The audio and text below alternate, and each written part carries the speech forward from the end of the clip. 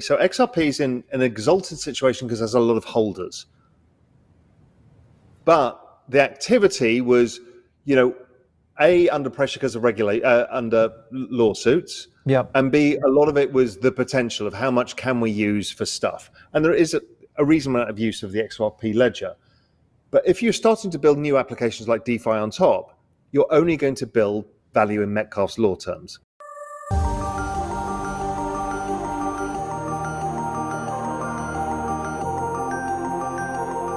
We're living in a simulation. I don't know what else to say, to be honest. From the beginning of the universe till just recently, you couldn't mention Ripple, XRP, you couldn't write about these things. Today, we had a president of the United States post twice about Brad Garlinghouse and Ripple. This is absolutely wild. We're going to get into it. Now, I opened this video with that clip from Raoul Pal. He's absolutely correct. Adoption is about building network effect. And what's interesting is, yes, Ripple has a huge competitive advantage for payments, but the XRP ledger, when you stack it up against different blockchains, when you talk about swapping value, tokenizing value, there's a lot here where we could be world class. Now, we've had a lot of feature sets there, but I think with a little bit of programmability, if they do that correctly, man, this could be huge. BlackRock, they want to tokenize the whole universe.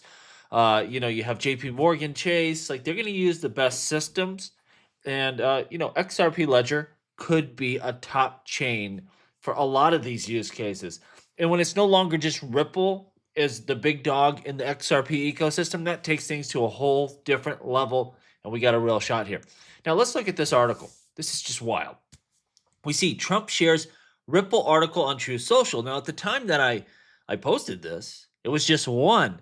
Oh, no, he was shotgunning it. Back to back Ripple articles. Is the U.S. crypto boom underway? You betcha it is. Donald Trump just posted an article highlighting Ripple CEO Brad Garlinghouse's optimism about the Trump effect on crypto policy. You can't deny it.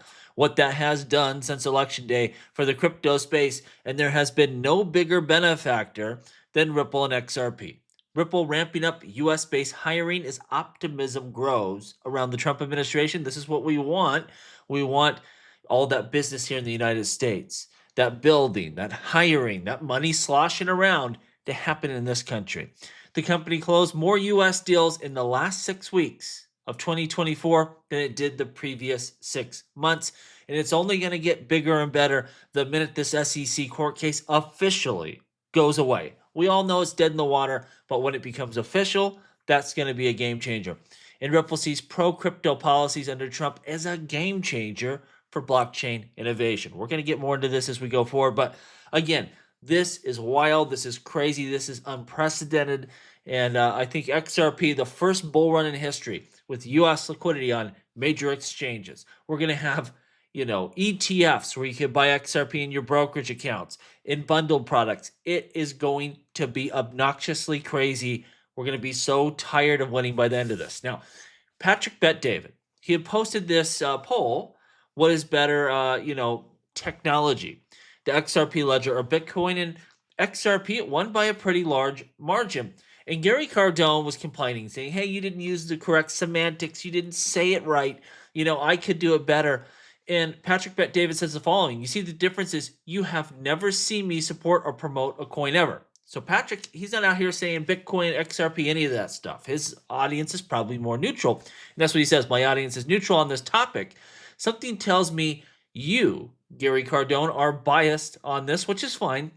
And he suggests that he run the exact same poll and see what happens. I didn't think he would do it. I got to give it to the guy. He's got some guts here. He came up with this crazy poll. He put, hey, you are 50 years old. You're worth $10 million.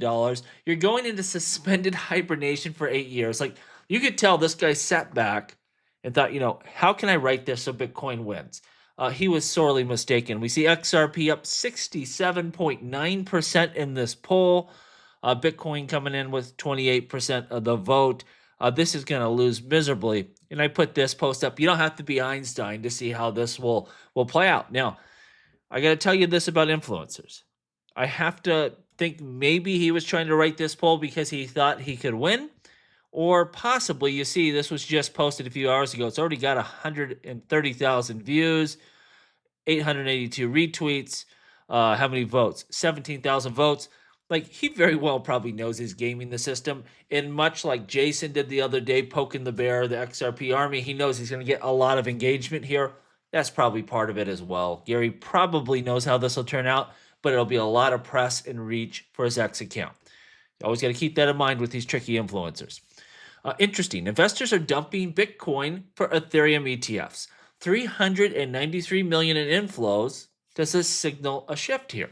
We see with the Ethereum ETFs, which have not lived up to their billing, this is a month where we're seeing some positive inflows. At the same time, we see 376 million in Bitcoin outflows. Are we ramping up for a run here? What's going to push people to this? We've been told we're probably going to get staking and ETFs allowed in the US market. That's going to be a game changer. People are going to like these types of products where you buy this ETF and you get either monthly or quarterly dividends and more Ethereum. And you're going to see this with a lot of different cryptos, actually. I think it's going to be quite popular. And there's an institutional adoption push, much like you see with the XRP ledger. You can see banks and asset managers like BlackRock. They're going to tap into this technology to build the future. And I think we're going to see a lot of action here, hopefully soon. Breaking. Bridgewater hedge fund holds a 3.1 billion Ethereum short position. I think this is dangerous to short any major crypto right now because at a drop of a dime, this space can take off and it's going to rip your head off. I don't care if you're an Ethereum fan, you're an XRP fan. I would not suggest you short any of these because this market can turn on a dime, and I think it will. We're getting close. We'll have to see it play out. 2 billion in Solana token unlocks coming. This is how crypto works. There's always going to be unlocks. Does the market absorb it or not? The people that are getting the coins, what are they going to do? And I want to be clear on this. I think at number 6, I don't think Solana has a lot of upwards mobility. I don't like it versus really BNB, XRP, Ethereum, and Bitcoin, but it's going to make gains. It's going to go up. It already has, came up from number 17 to number 6. It's just when I look at that, this emerging smart contract play, Ethereum competitor, I like something like Sui a little better. I think it's got more pop to it, more upwards mobility. But make no mistake, Solana's going to make some money. You're going to make some gains in that coin. We're going to see ETFs for it. I'm not totally haterist. I just don't love the coin myself. We see this breaking. SEC wants to delay the Coinbase case. So they think they have a potential resolution. We saw this with Binance. Now it's rolling to Coinbase. And the biggest, crypto hater out there says the SEC crackdown on crypto is dead. John Reedstark, ex-SEC enforcement chief, just said the agency is set to drop its Ripple appeal and halt all crypto cases. How wonderful a time this is to be into cryptocurrencies. The sign, SEC legal retreat against Coinbase and Binance. They ain't putting it on hold because they plan to go full steam ahead. They're going to get rid of these cases. A top trial lawyer resigned, internal shakeups, and now Stark says crypto enforcement it's over. It's a thing of the past. Good night. He called the Binance and Coinbase cases done and expects all SEC crypto lawsuits to be dismissed or settled in favor of the crypto firms, which I like that even better. Give us some real clarity. Let's settle these things out. We'll see how it plays out, though. Michael Saylor, once again, raising $2 billion more to buy Bitcoin. I spelled Bitcoin wrong there, unfortunately. This is what I call Michael Saylor's infinity debt strategy. It's not a strategy, it's just gambling. Just, borrow forever and keep buying Bitcoin, hoping it goes up. If Bitcoin crashes, strategy's financial stability is at risk, in my opinion. You wouldn't want to do this with any business. Straddle yourself with this much debt unless you're gambling on the short term. Again, love Bitcoin. I like Michael Saylor for what he's doing, but I think he's taking a very dangerous approach here that eventually, someday, is going to get him. Just a matter of time, maybe quite a while, though. I think we got some bullish times ahead of us. BNY Mellon discloses 13 million Bitcoin ETF exposure as Wall Street tippy-toes into the crypto space. This isn't major. $13 million is pocket change, but they've started a small position. $11.8 million into Wisdom Tree's Bitcoin fund and $1.4 million into BlackRock's iShares Bitcoin Trust. BNY Mellon joins JP Morgan, Goldman Sachs, and other major banks just testing the waters. They're going to expand here greatly as we move forward. And the last thing we see, this is interesting, CZ, says crypto wallets and exchanges should have clearly separate use cases. Recent discussion sees he emphasizes that crypto wallets are evolving into a powerful financial tool, while exchanges should be reserved for large-scale professional trading.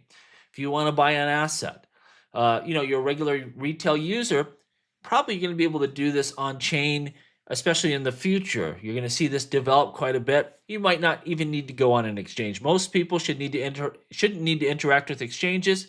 Exchanges should be liquidity pools for professional traders. Maybe an on-ramp. You take money out of your bank account, get it onto the blockchain space, and from there you should be trading on Ethereum, on the XRP ledger, on Solana, whatever blockchain you're using. You probably are not going to need to use exchanges to the same degree we do now.